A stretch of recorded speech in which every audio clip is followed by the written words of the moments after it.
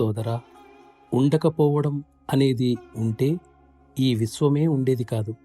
దీనిని గురించి మనం ఆధ్యాత్మికంగా ఆలోచిస్తే ఉండడంలో ఆత్మ యొక్క ఉనికి ఉంది.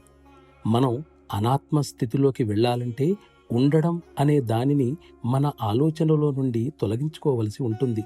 అప్పుడు మనం ఉండకపోవడం అనే స్థితికి వస్తాం.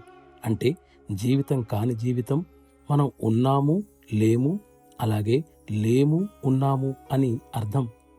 దివ్యత్వంతో ఒకటైన వ్యక్తిని గురించి ఆలోచన, జ్ఞానం తనను తాను బహిరంగపరుచుకున్నప్పుడు అది జ్ఞానం లేనితనమే అవుతుంది అన్న స్థితికి మనలను తీసుకువస్తుంది.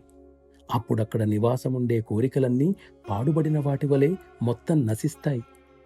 వ్యక్తిత్వం అనే పైపూత పూసిన పాత్ర తనలో ఏమీ నిలుపుకోలేని విధంగా ముక్కలవుతుంది.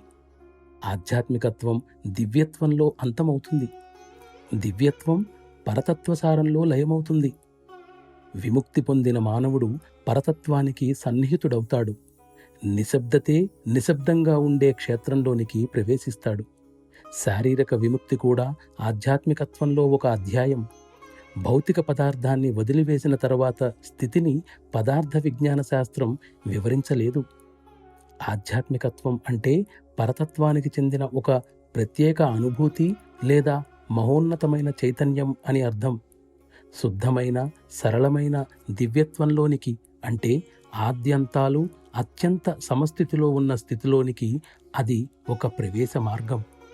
సత్తత్వంతో పోలిస్తే మనం అనంత సాగరంలో నీటి బిందువు వంటి వాళ్ళం. ఏదో విధంగా మనం ఈ నీటి బిందువు స్థితి నుండి నదీ ప్రవాహంలా మారడానికి ప్రయత్నించాలి. మన జీవితానికి మూల కారణము, మన ధ్యేయము అయిన ఆ దివ్యత్వాన్ని మీరందరూ చేరాలని నేను మనఃపూర్వకంగా ప్రార్థిస్తున్నాను.